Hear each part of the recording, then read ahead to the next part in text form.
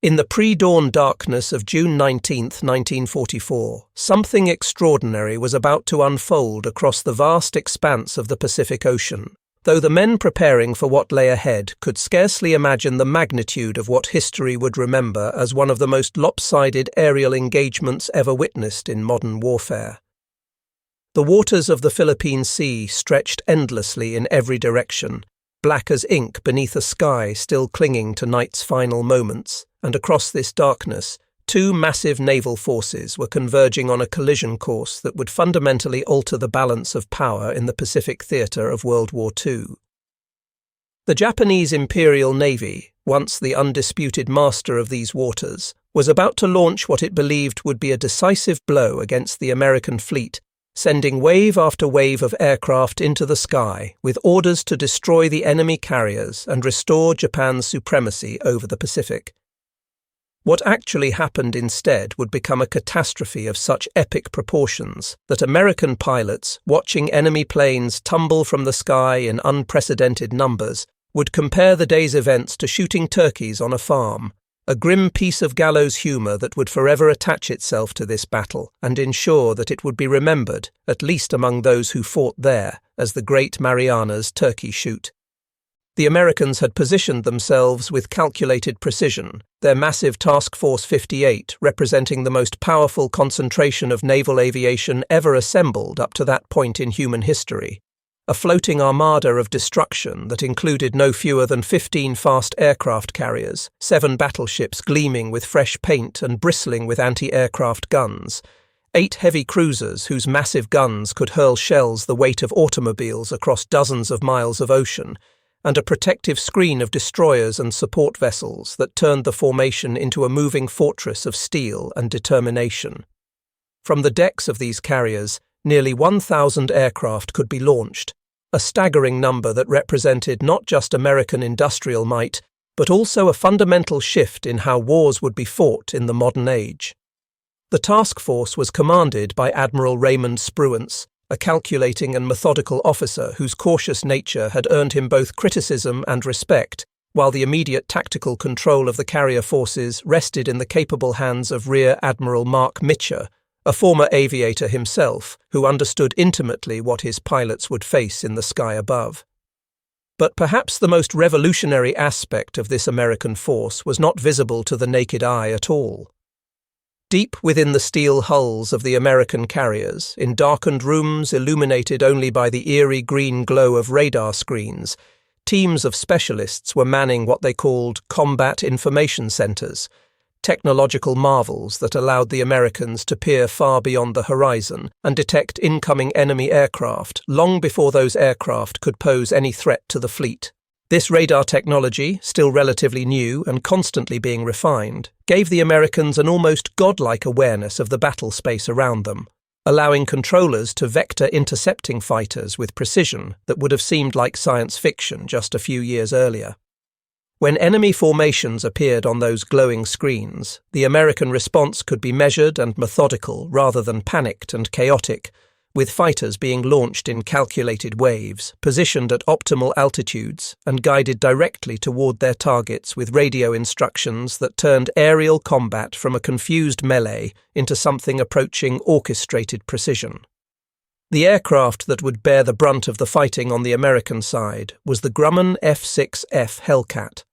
a fighter plane that had been specifically designed to counter the strengths and exploit the weaknesses of Japan's premier fighter, the legendary Mitsubishi A6M0. Throughout the early years of the Pacific War, the Zero had terrorized Allied pilots with its extraordinary maneuverability and climbing ability, turning and twisting through the sky with a grace that heavier American fighters simply could not match. The Zero's designers had achieved this performance through a philosophy of extreme weight reduction, stripping away every ounce of unnecessary mass, which meant that the aircraft carried no armor plating to protect its pilot, no self-sealing fuel tanks that could survive bullet strikes without bursting into flames, and a lightweight structure that was vulnerable to even relatively minor battle damage. In the hands of a skilled and experienced pilot, these compromises had been acceptable, even brilliant, allowing Zero pilots to dominate the skies over Pearl Harbor, the Philippines, and countless other battlefields across the Pacific. But as the war ground on and Japan's pool of veteran aviators steadily diminished through attrition, these design compromises became fatal flaws, and the arrival of the Hellcat transformed those flaws into death sentences. The Hellcat represented an entirely different philosophy of fighter design, one that prioritized survivability and firepower over agility and elegance. Powered by a massive Pratt & Whitney R2800 double Wasp engine that generated 2,000 horsepower. The Hellcat was heavier than the Zero, less maneuverable in traditional dogfighting terms, but possessed advantages that more than compensated for any lack of grace. It could dive faster, climb higher, and most importantly, it brought its pilots home alive. Behind every Hellcat pilot's seat sat a thick plate of armor that could stop bullets and shell fragments that would have killed a Zero pilot instantly. The fuel tanks were self-sealing, meaning that even when punctured by enemy fire, they would automatically close around the holes and prevent the catastrophic fires that had killed so many Japanese pilots. And mounted in the wings were 6 50-caliber machine guns, each capable of firing hundreds of rounds per minute, creating a combined stream of fire so devastating that even a brief burst could tear an enemy aircraft to pieces. American pilots quickly learned to exploit these advantages through a tactic they called boom and zoom, diving from superior altitude to make a high-speed attack run, firing their guns in a quick, devastating burst, then using their superior power to climb back to safety before the more maneuverable but slower climbing Zeros could respond. Behind the American military machine stood another advantage that was perhaps even more decisive than technology, though less dramatic and therefore less celebrated in popular accounts of the war. America's industrial capacity, once fully mobilized for war production, was simply overwhelming in its scale and efficiency. While Japanese factories struggled to produce a few dozen replacement aircraft each month, working with limited raw materials and increasingly disrupted supply chains, American assembly lines were churning out fighters, bombers, and other aircraft by the thousands, a relentless tide of aluminum and steel that flowed across the Pacific in numbers that Japanese planners had never imagined possible. For every Zero destroyed, Japan found it increasingly difficult to produce a replacement, and even when replacement aircraft could be manufactured, finding pilots to fly them became an insurmountable challenge. The Japanese training program, once rigorous and extensive, had been abbreviated out of desperate necessity, with new pilots being rushed through abbreviated courses that left them with perhaps 50 hours of flight time, maybe less, before being thrown into combat against American pilots who typically arrived at their squadrons with 300 hours or more of training behind them. This disparity in training created a vicious cycle that Japan could not escape. Inexperienced pilots died quickly in combat, which meant that even fewer experienced pilots were available to train the next generation, which meant that each subsequent wave of replacements was even less prepared than the one before, spiraling downward toward inevitable collapse. By the middle of 1944, some Japanese officers were privately describing their pilot training program as a system for creating victims rather than warriors, sending boys who could barely keep their aircraft straight and level into combat against enemy pilots who had been hardened by months or years of actual combat experience and were flying superior aircraft backed by superior logistics and tactical coordination. The Japanese force approaching Task Force 58 on that June morning in 1944 consisted of approximately 400 aircraft in the first assault waves, launched from carriers commanded by Vice Admiral Jisaburo Ozawa, a competent officer who found himself trapped by circumstances beyond his control and strategic assumptions that were no longer valid. Ozawa's plan relied on several assumptions that seemed reasonable on paper, but would prove catastrophically wrong in execution. First, he believed that his aircraft could strike the American carriers from beyond the range at which American aircraft could effectively retaliate, giving his forces the initiative and the element of surprise. Second, he counted on land-based aircraft from fields on Guam and other Mariana Islands to supplement his carrier planes and overwhelm the American defenses through sheer numbers. Third, and perhaps most fatally, he appears to have underestimated just how thoroughly the balance of air power had shifted in favor of the Americans, still thinking in terms of the early war period when Japanese aircraft and pilots had dominated every engagement. None of these assumptions would survive contact with reality. The American radar operators detected the incoming Japanese formations while they were still well over 100 miles away, watching the ominous blips multiply on their screens as wave after wave of enemy aircraft headed toward the task force. In earlier battles, this would have triggered something close to panic, a desperate scramble to get fighters airborne and positioned before the enemy arrived, with confusion and chaos degrading the defensive effort. But on this morning, the American response was calm, measured, and devastatingly effective. Fighter directors studying the radar returns calculated the enemy's speed, altitude, and bearing, then began vectoring Hellcat squadrons into optimal intercept positions with radio commands that left nothing to chance. Launch crews on the carrier decks worked with practiced efficiency, sending fighter after fighter roaring down the flight decks and into the lightening sky, each pilot knowing his assigned altitude and patrol station, each squadron fitting into a carefully orchestrated defensive plan that left no gaps for the enemy to exploit. The first American fighters made contact with the first Japanese formation somewhere around 75 miles from the task force, and what followed was less a battle than an execution. The Japanese pilots, many of them inexperienced and poorly trained, found themselves facing opponents who knew exactly where they were, exactly what altitude they were at, and exactly how to exploit every weakness in their formations and their aircraft. The Hellcats came diving out of the sun, a classic attack position that blinded the defenders and gave the attackers every possible advantage, and the 650 caliber guns in each American fighter tore through the lightweight Zero frames with devastating effect. A single 2-second burst could be enough to shred control surfaces, punch through the unprotected fuel tanks, or kill the pilot in his unarmored cockpit. The morning sky began to fill with falling aircraft trailing smoke and flame, spinning down toward the ocean far below, while their pilots, if they were still alive, fought desperately with useless controls or simply waited for the impact that would end everything.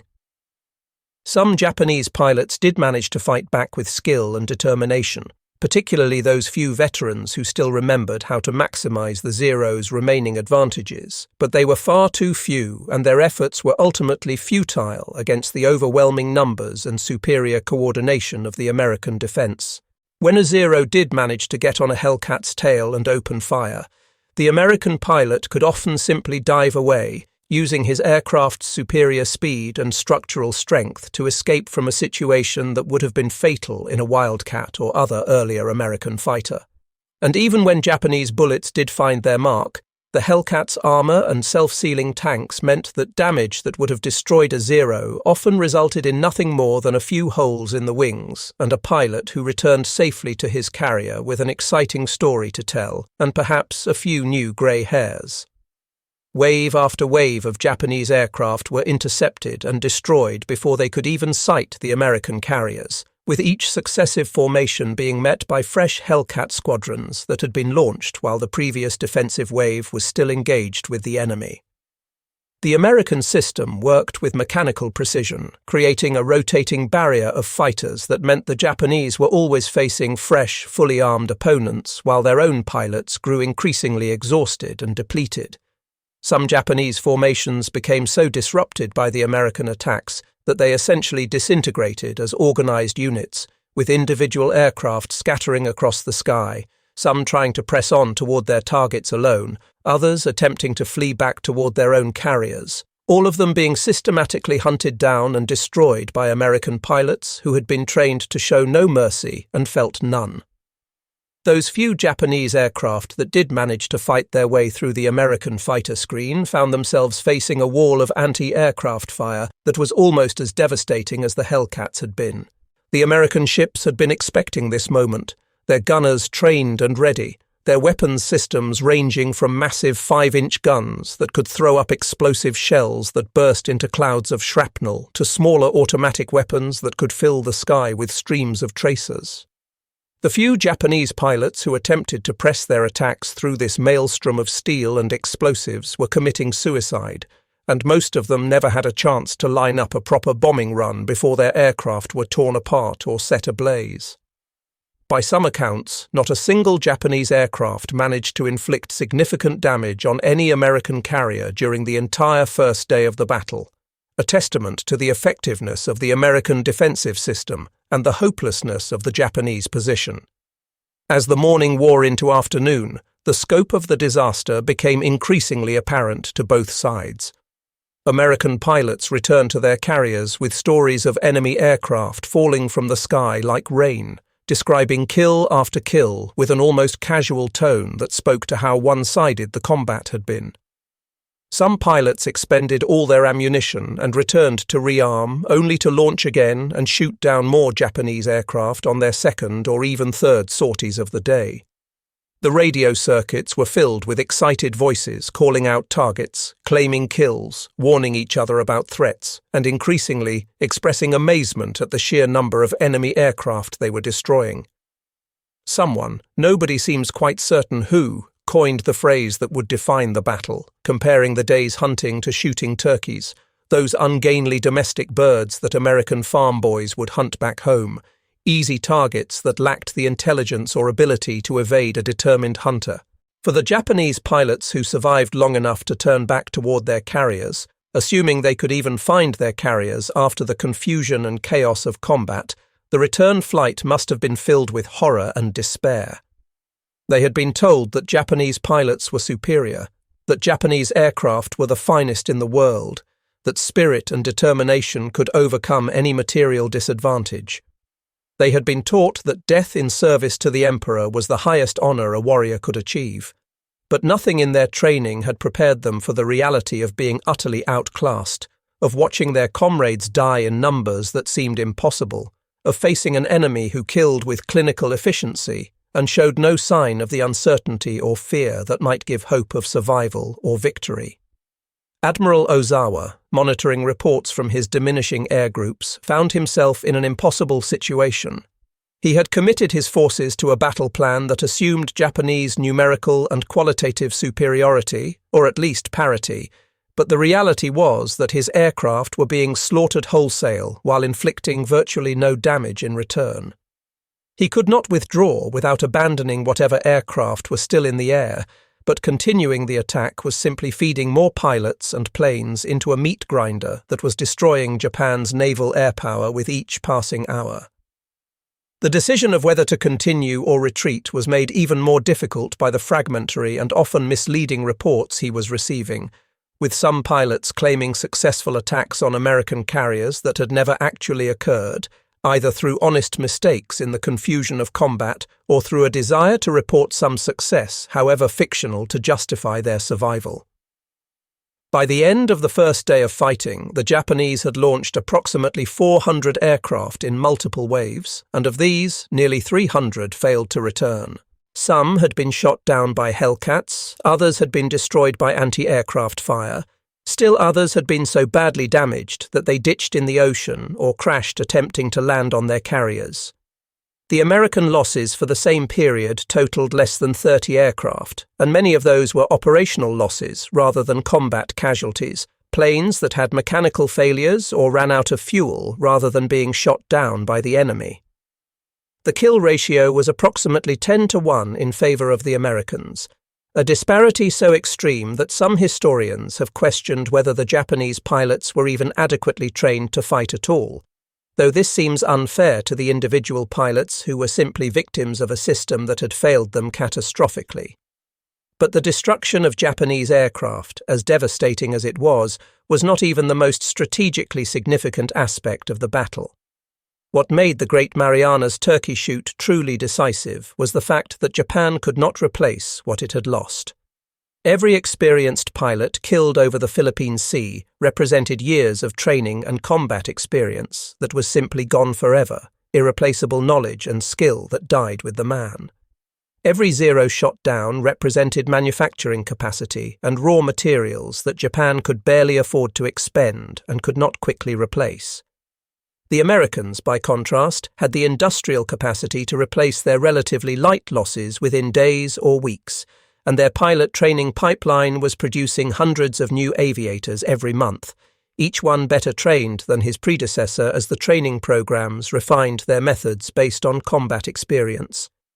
The second day of the battle saw Admiral Mitscher take the offensive, launching American strikes against the Japanese carriers and supporting vessels that were attempting to withdraw from the area. These strikes inflicted further heavy losses on the Japanese, sinking several carriers and destroying additional aircraft, though at a higher cost to the Americans since they were now operating at extreme range, and several aircraft ran out of fuel during the return flight, forcing their pilots to ditch in the ocean where rescue was uncertain. Nevertheless, the American strikes effectively crippled what remained of Ozawa's force and ensured that the Japanese Navy's carrier-based aviation capability would never recover to anything approaching its earlier strength. In the aftermath of the battle, both sides had to confront the implications of what had occurred. For the Americans, the Battle of the Philippine Sea confirmed that they had achieved air superiority over the Pacific and that Japanese carrier forces were no longer a significant threat to American operations in the region.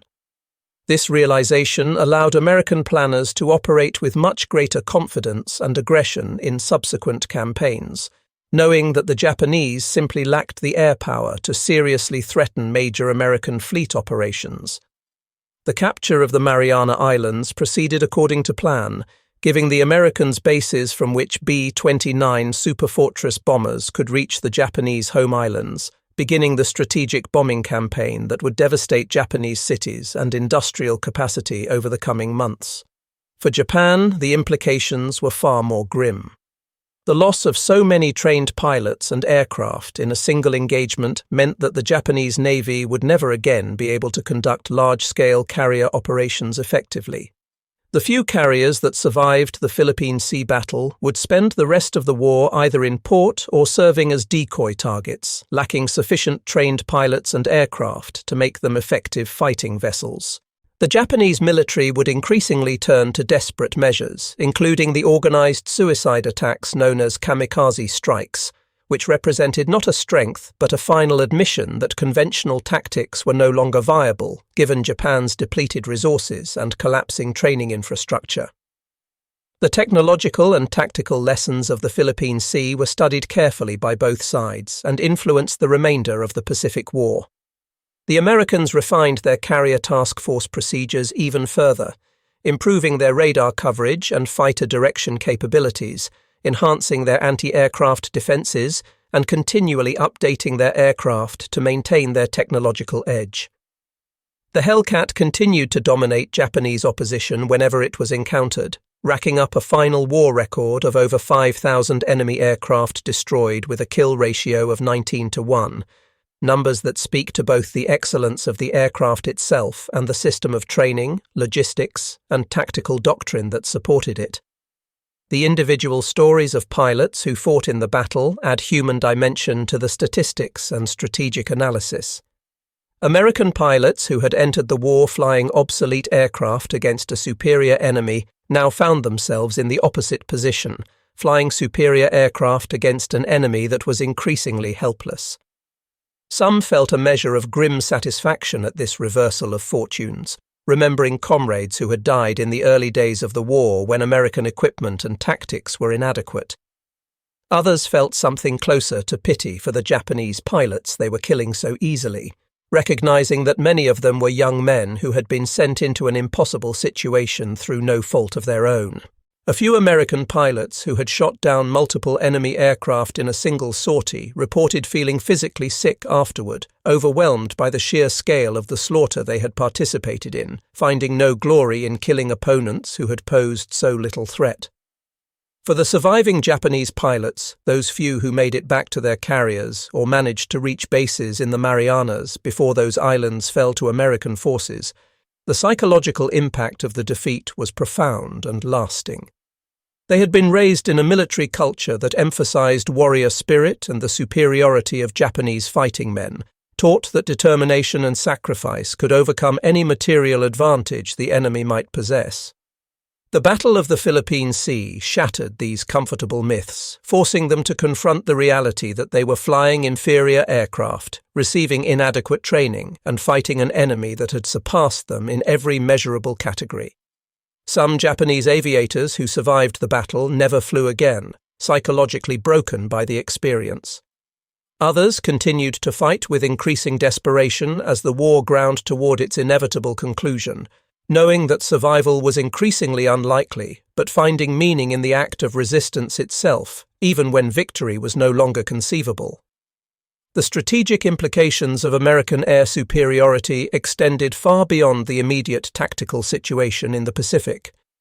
With the Mariana Islands secured and Japanese naval aviation effectively destroyed, American submarines and surface forces could operate with much greater freedom, interdicting Japanese shipping lanes and slowly strangling Japan's ability to import the raw materials necessary to continue fighting. The strategic bombing campaign launched from the Marianas brought the reality of total war directly to the Japanese home islands, destroying factories, burning cities, and killing hundreds of thousands of civilians in raids that faced diminishing opposition as Japan's defensive fighter forces were ground down through attrition. The American advance across the Pacific accelerated, with major operations being launched against the Philippines, Iwo Jima, and Okinawa, each campaign bringing American forces closer to Japan itself and tightening the noose around a nation that could no longer defend itself effectively. The Zero, once feared across the Pacific as an almost supernatural opponent, became a symbol of Japan's faded glory, still occasionally dangerous when flown by the handful of surviving expert pilots, but increasingly irrelevant as American numerical and technological superiority made the outcome of any air battle a foregone conclusion. Japanese engineers designed improved versions of the Zero and developed new fighter aircraft that were potentially more competitive with American designs, but these improvements came too late and in too small numbers to change the fundamental balance of power. The Hellcat and its successors, including the even more powerful F-4U Corsair, ruled the Pacific skies for the remainder of the war, enabling American operations that would have been unthinkable in the early days of the conflict, when every carrier operation involved significant risk of crippling losses. The Battle of the Philippine Sea demonstrated conclusively that modern warfare had become as much about logistics, training, and industrial capacity as about courage and tactical skill, though these traditional military virtues remained important. A nation could not will itself to victory through determination alone, not when facing an opponent that could produce aircraft faster than they could be destroyed, train pilots more effectively than they could be killed, and coordinate complex military operations with technological systems that provided almost omniscient awareness of the battlefield. The romantic notions of aerial combat as individual duels between skilled warriors were swept away by the reality of mass production warfare, where victory went to the side that could sustain losses, replace equipment, and maintain a steady flow of adequately trained personnel to operate increasingly complex weapons systems. In the broader narrative of World War II in the Pacific, the Battle of the Philippine Sea represents the moment when Japan's defeat became not merely probable but essentially inevitable. Earlier battles like Midway had halted Japanese expansion and put Japan on the defensive, but the Philippine Sea broke Japan's ability to seriously threaten American offensive operations, removing the last major obstacle to the American advance toward the Japanese home islands. The atomic bombings of Hiroshima and Nagasaki in August 1945 would provide the final shock that brought the war to its conclusion, but the path to those bombs being deliverable was paved in large part by the victories achieved in battles like the Philippine Sea, which destroyed Japan's ability to defend its airspace and left it vulnerable to attack from the strategic bombers operating from the Marianas. Looking back across the decades since the battle, historians have debated various aspects of the engagement and its significance. Some have criticized Admiral Spruance for being overly cautious in his approach, suggesting that a more aggressive American strategy might have resulted in the complete destruction of the Japanese carrier force rather than merely crippling it. Others have defended Spruance's decisions as appropriately prioritizing the safety of American forces and the success of the Marianas invasion over the pursuit of enemy forces that were already effectively defeated. Japanese historians and military analysts have examined how their forces came to be so thoroughly outmatched, with various explanations focusing on different aspects of Japan's strategic mistakes, industrial inadequacies, and tactical failures. Some have argued that Japan should never have engaged the American fleet under such unfavorable conditions, while others suggest that by mid-1944, Japan had no good options remaining and that defeat in the Philippine Sea was simply the inevitable result of earlier strategic mistakes that had left Japan in an untenable position. The human cost of the battle, while relatively light compared to some other engagements of World War II, was nonetheless significant, particularly for the Japanese side. Hundreds of young men who had climbed into their aircraft on the morning of June 19th never saw another dawn, dying in explosions of fuel and ammunition, burning alive in their cockpits, drowning in the ocean after being shot down, or suffering any of the other countless horrible deaths that awaited pilots in combat. Each of these deaths represented not just a statistical casualty, but a unique individual with hopes, fears, families, and futures that were extinguished in moments of violence and terror. Even on the American side, where losses were much lighter, there were men who did not return, pilots who died in accidents or mechanical failures, sailors killed by the few Japanese attacks that did reach the fleet, and others who suffered wounds or psychological trauma that would haunt them long after the war ended. The veterans of the battle on both sides carried their memories of those June days for the rest of their lives, though many found it difficult to speak about their experiences, particularly as the years passed and the world moved on to other concerns. American veterans sometimes struggled with the memory of killing so many opponents who had posed so little threat, finding it difficult to feel pride in what felt more like slaughter than combat. Japanese veterans faced the different but equally difficult challenge of having survived a catastrophic defeat, living with the knowledge that so many of their comrades had died while they had lived, and trying to find meaning in a battle that seemed to represent nothing but futility and waste. In the small towns and rural areas where many of these veterans eventually settled after the war, their experiences in the Battle of the Philippine Islands Sea became part of local legend, stories told and retold with varying degrees of accuracy as the years turned into decades. Some veterans eventually wrote memoirs or gave interviews to historians, trying to capture something of what the battle had been like before the generation that had fought it passed entirely from living memory. Others took their stories to their graves, never speaking of what they had seen and done during those long hours of combat over the Philippine Sea, leaving historians to piece together the story from official records and the accounts of those who were willing to talk. The aircraft themselves, the Hellcats and Zeros that had fought in the battle, mostly ended their lives in much less dramatic fashion than the violence of combat. Many American Hellcats were eventually scrapped after the war as the military downsized and newer aircraft types made them obsolete, though some survived in various roles for years afterward, and a few were even preserved in museums where they can still be seen today, silent testimony to the industrial might and technological sophistication that won the Pacific War. The Zeros that survived the Battle of the Philippine Sea flew on through the remainder of the war, becoming increasingly rare as attrition continued to deplete Japanese air strength, until finally the last flyable examples were either destroyed in combat, abandoned when their bases were overrun, or surrendered to Allied forces after Japan's capitulation in August 1945.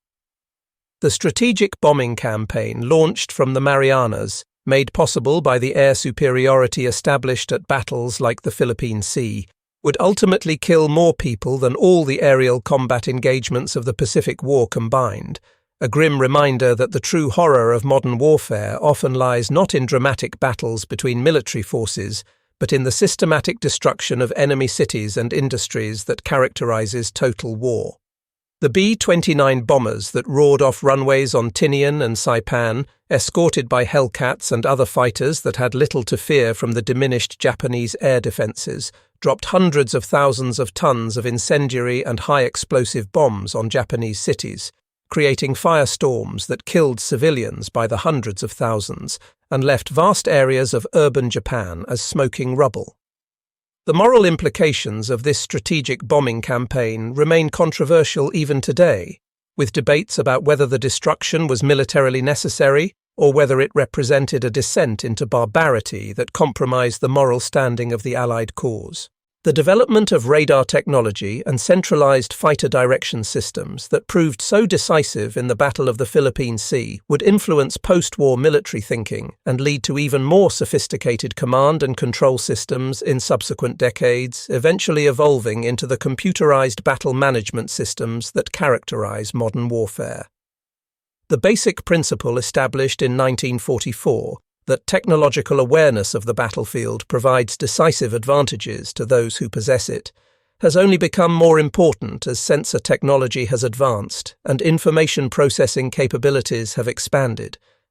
Modern air defense systems can track hundreds of targets simultaneously and coordinate responses across vast distances, capabilities that would have seemed like magic to the fighter directors watching their radar screens aboard American carriers in June 1944, but which represent the logical evolution of the systems that proved their worth over the Philippine Sea.